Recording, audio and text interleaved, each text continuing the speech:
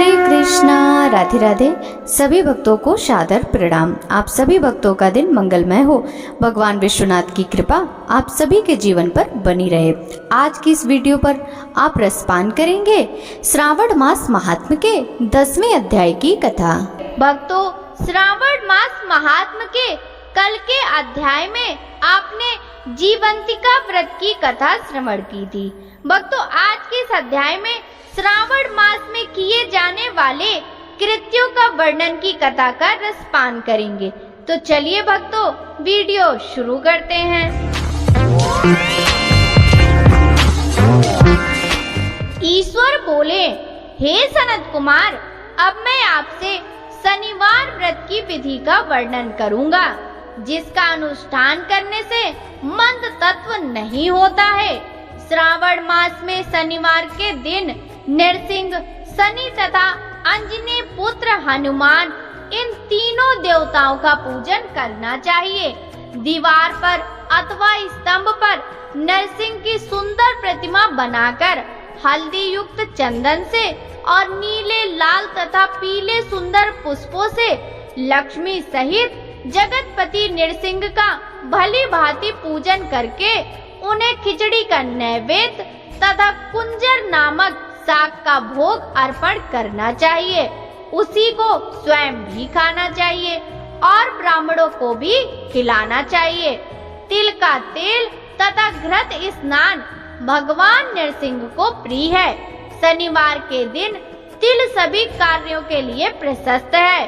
शनिवार के दिन तिल के तेल से ब्राह्मणों तथा सुहासिनी स्त्रियों को उपटन लगाना चाहिए तथा कुटुंब सहित स्वयं भी संपूर्ण शरीर में तेल लगाकर स्नान करना चाहिए तथा उड़द का भोजन ग्रहण करना चाहिए।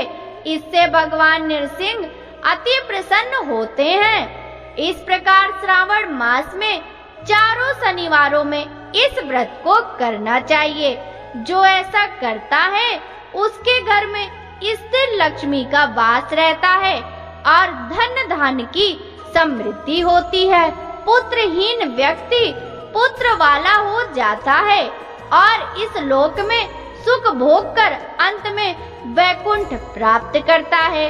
नरसिंह की कृपा से मनुष्य की चारों दिशाओं में व्याप्त रहने वाली उत्तम कीर्ति होती है। हे सौम्य, मैंने आपसे नरसिंह का यह उत्तम व्रत कहा। हे सनत कुमार, अब शनि की प्रसन्नता के लिए जो करना चाहिए उसे सुनिए। एक लंगड़े ब्राह्मण और उसके अभाव में किसी ब्राह्मण के शरीर में तिल का तेल लगाकर उसे उष्ण जल से स्नान कराना चाहिए और श्रद्धा पूर्वक नरसिंह के लिए बताए गए अन्न अर्थात खिचड़ी से उसे खिलाना चाहिए। उसके बाद तेल, लोहा, काला तिल, काला उड़द, काला कंबल प्रदान करना चाहिए।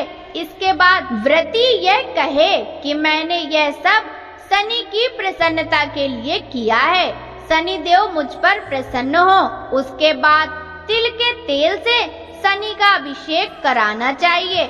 उनके पूजन में तिल तथा उड़द के अक्षत प्रशस्त माने गए हैं। हे मुने, अब मैं शनि का ध्यान बतलाऊंगा, आप ध्यान पूर्वक सुनिए। शनिश्चर कृष्ण वर्ण वाले हैं, मंद गति वाले हैं, काश्यप गोत्र वाले हैं, सौराष्ट्र देश में पैदा हुए हैं, सूर्य पुत्र हैं, वर देने वाले हैं, दंड के समान आकार वाले मंडल में स्थित हैं, इंद्र नीलमणि तुल्य कांति वाले हैं, हाथों में धनुष, बाण, त्रिशूल धारण किए हुए हैं, गीध पर आरूढ़ हैं, यम इनके अधि देवता हैं, ब्रह्मा इनके प्रत्यर्थी देवता हैं। ये कस्तूरी, अगुरी का गंध तथा गुग्गुल का धूप ग्रहण करते हैं। इन्हें खिचड़ी प्रिय है। इस प्रकार ध्यान की विधि कही गई है। इनके पूजन के लिए लवमयी सुंदर प्रतिमा बनानी चाहिए।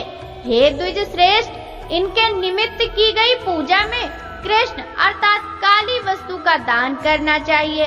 ब्राह्मण को काले रंग के 2 वस्त्र देने चाहिए और काले बछड़े सहित काली गौ प्रदान करनी चाहिए। विधि पूर्वक पूजा करके इस प्रकार प्रार्थना तथा स्तुति करनी चाहिए। आराधना से संतुष्ट होकर जिन्होंने नष्ट राज्य वाले राजा नील को उनका महान राज्य पुनः प्रदान किया, वे शनि देव मुझ पर प्रसन्न हो। नील अंजन के समान वर्ण वाले, मंद गति से चलने वाले और छाया देवी तथा सूर्य से उत्पन्न होने वाले उन शनैश्चर को मैं नमस्कार करता हूँ। मंडल के कोण में स्थित आपको नमस्कार है। पिंगल नाम वाले आप शनि, आपको नमस्कार है। हे देवेश, मुझ दीन तथा शरणागत पर कृपा कीजिए। इस प्रकार स्तुति द्वारा प्रार्थना करके बार बार प्रणाम करना चाहिए। 3 वर्णों ब्राह्मण, क्षत्रिय, वैश्य के लिए शनि के पूजनों में सन्नो देवी इस वैदिक मंत्र का प्रयोग बताया गया है और शूद्रों के लिए पूजन के नाम मंत्र का प्रयोग बताया गया है। जो व्यक्ति दत्त चित्त होकर इस विधि से शनि देव का पूजन करेगा, उसे स्वप्न में भी शनि का भय नहीं होगा। हे विप्र, जो मनुष्य श्रावण मास में प्रत्येक शनिवार के दिन भक्ति पूर्वक इस विधि से व्रत को करेंगे, उन्हें शनैश्वर के द्वारा लेस मात्र भी कष्ट नहीं होगा। जन्म राशि से पहले, दूसरे, चौथे, 5वें, 7वें, 8वें, 9वें अथवा 12वें स्थान में स्थित शनि सदा कष्ट पहुंचाता है। शनि की शांति के लिए समाग्नि इस मंत्र का जाप कराना बताया गया है। उसकी प्रसन्नता के लिए इंद्र नील मणि का दान करना चाहिए। हे सनत कुमार, इसके बाद अब मैं हनुमान जी की प्रसन्नता के लिए विधि का वर्णन करूंगा।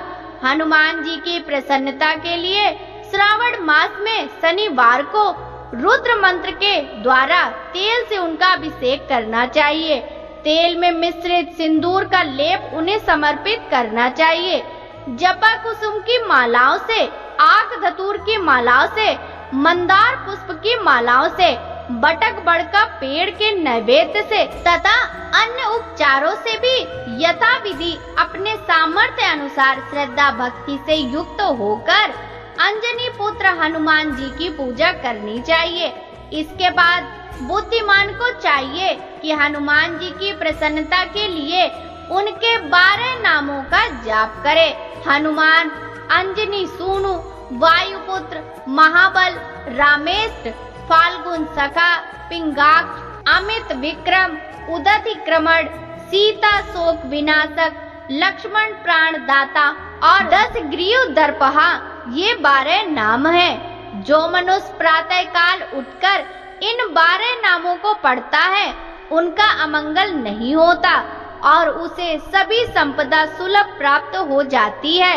इस प्रकार श्रावण मास में शनिवार के दिन वायुपुत्र हनुमान जी की आराधना करके मनुष्य व्रज तुल्य शरीर वाला, निरोग तथा बलवान हो जाता है।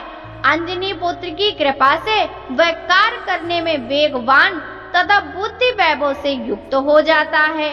इसके बाद शत्रु नष्ट हो जाते हैं, मित्रों की वृद्धि होती है, वह वीरशाली तथा कीर्तिमान हो जाता है।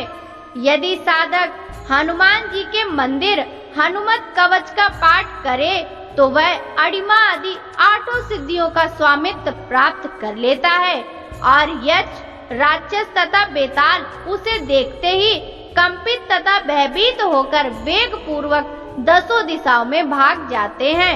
हे सत्तम, शनिवार के दिन पीपल के वृक्ष का आलिंगन तथा पूजन करना चाहिए। शनिवार को छोड़कर अन्य किसी दिन पीपल के वृक्ष का स्पर्श नहीं करना चाहिए। शनिवार के दिन उसका आलिंगन सभी संपदाओं को प्राप्त कराने वाला होता है। प्रत्येक मास में 7 वारों में पीपल का पूजन फलदायक है, किंतु श्रावण मास में यह पूजन अधिक फलप्रद है। इस प्रकार श्री स्कंद पुराण के अंतर्गत ईश्वर सनत कुमार संवाद में श्रावण मास महात्म्य में शनैश्चर नृसिंह हनुमत पूजन आदि शनैश्चर कृत कथन नामक 10वां अध्याय पूर्ण हुआ। आगे की कथा का श्रवण हम कल के अध्याय में करेंगे। भक्तों, यदि श्रावण मास महात्म की यह कथा आपको अच्छी लगी हो तो इस वीडियो को लाइक कर ज्यादा से ज्यादा भक्तों के साथ शेयर कीजिएगा, जिससे भक्तों की भक्ति निरंतर ही बढ़ती रहे, माता पार्वती भगवान शिव की कृपा सदा ही प्राप्त हो। साथ ही कमेंट बॉक्स में हर हर महादेव जरूर लिखिएगा। आपसे मिलते हैं कल के अध्याय की कथा के साथ। सभी भक्तों को हरे कृष्णा, राधे राधे, हर हर महादेव।